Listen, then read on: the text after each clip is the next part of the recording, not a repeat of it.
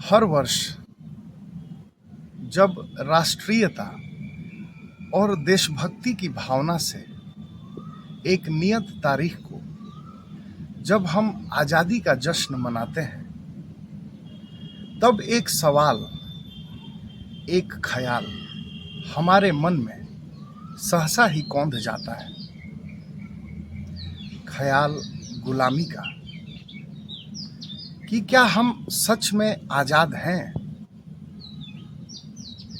जिस स्वतंत्रता के लिए हमारे अनगिनत बंधु, पूर्वज और क्रांतिकारियों ने अपने जीवन का बलिदान दिया है, क्या हम उनके सपनों का भारतवर्ष बना पाए हैं?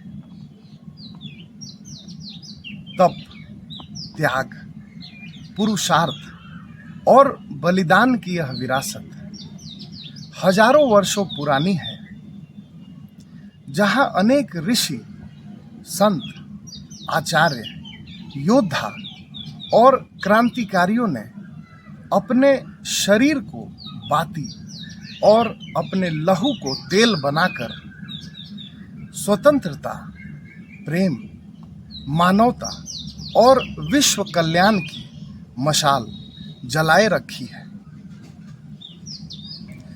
एक समय में पूरे विश्व को ज्ञान, कला, विज्ञान, समृद्धि, धर्म, काम और मोक्ष की शिक्षा और दीक्षा देने वाली भारत भूमि और मानवता का सिरमौर रही सनातनी संस्कृति आखिर काल चक्र के इस पड़ाव पर पिछले अनेक शताब्दियों से अपने अस्तित्व और मूल्यों को बचाए रखने के लिए क्यों संघर्षरत है? पूरे विश्व को ज्ञान, मूल्य, समृद्धि और कल्याण का मार्ग दिखाने वाली सनातनी संस्कृति और इसके मूल्यों को आत्मसात किए हुए भारत भूमि लंबे समय तक विश्व गुरु बना रहा।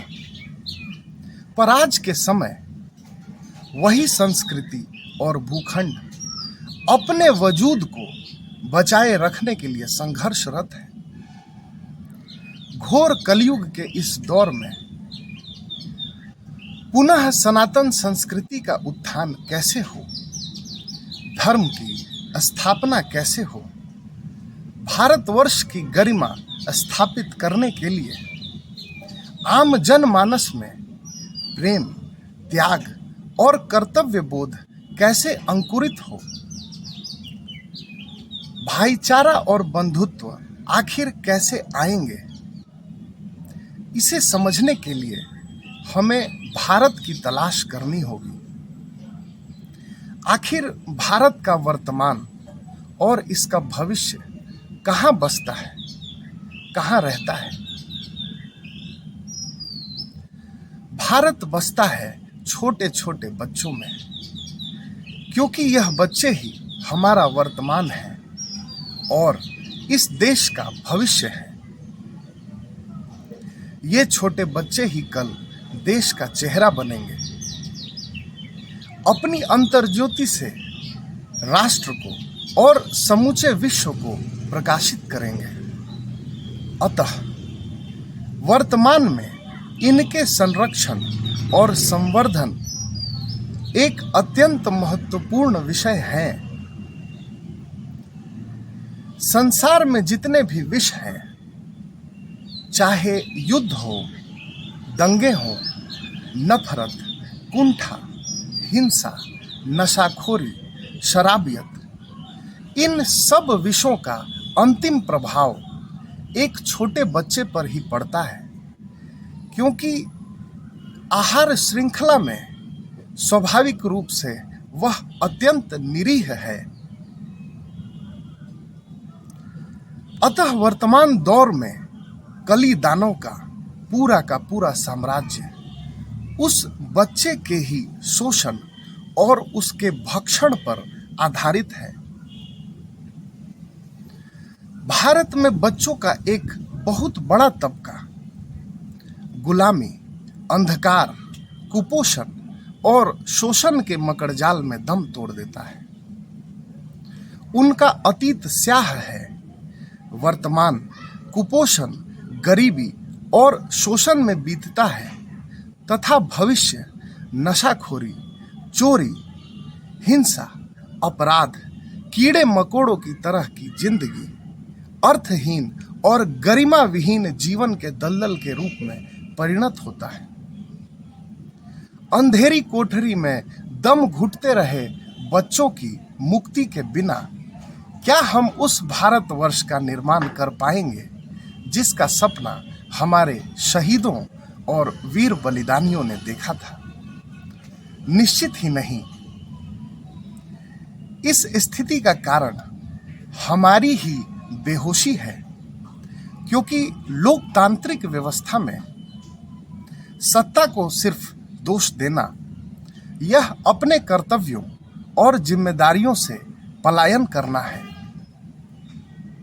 मुझे भारत दिखता है एक नन्हे बच्चे की मासूम हंसी में, उसकी आंखों की बेखौफ चमक में भारत की आत्मा अबोधिता और पवित्रता से प्रकाशित उस गणेश तत्व में निहित है जो एक बच्चे के भीतर स्वतः ही विद्यमान होते हैं। इस गणेश तत्व के संरक्षण और संवर्धन से ही इस युग में पुनः धर्म की स्थापना हो सकती है, सनातन का नव जागरण संभव है। अंधेरी कोठरी में धुएं के बीच दम घुट रहे उस बच्चे की प्रार्थना है, मैं तमों में ज्योति की पर आस मुझको, है प्रणय की शक्ति पर विश्वास मुझको। कल तिमिर को भेद मैं आगे बढ़ूंगा, कल प्रलय की आंधियों से मैं लड़ूंगा। किंतु मुझको आज आंचल से बचाओ, स्नेह का 2 बूंद भी तो तुम गिराओ, आज फिर से तुम जला दीपक जलाओ। जिस दिन बच्चे स्वतंत्र और गरिमापूर्ण जीवन जिएंगे, उन्मुक्त होकर खेलेंगे और हंसेंगे, भय मुक्त वातावरण में जब उनके सपनों के गुब्बारे स्वच्छंद आकाश में उड़ेंगे, दानव और आसुरी शक्तियों के प्रभुत्व वाली अंधेरी गलियों और स्याह कोनों में जब प्रेम का, जीवन का प्रकाश पहुंचेगा, उस दिन भारत को विश्व गुरु होने की घोषणा नहीं करनी पड़ेगी। वर्तमान समय में अत्यंत संकट, उत्पात, उपद्रव, अशांति और अराजकता से ग्रस्त संपूर्ण विश्व स्वतः ही हमारे मूल्यों से जीवंत मार्ग का अनुसरण करेंगी। कैसे भारतवर्ष के बच्चे स्याह अतीत से मुक्त होकर सुनहरे और सुंदर वर्तमान की ओर जाएं? भारत फिर से विश्व गुरु कैसे बने?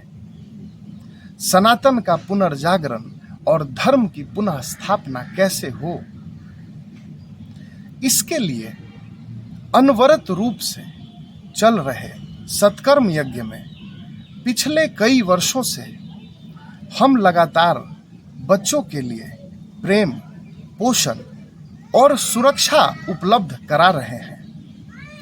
इसी श्रृंखला में, इसी क्रम में आगे बच्चों को ज्ञान और संस्कार कथा के माध्यम से दी जाएगी।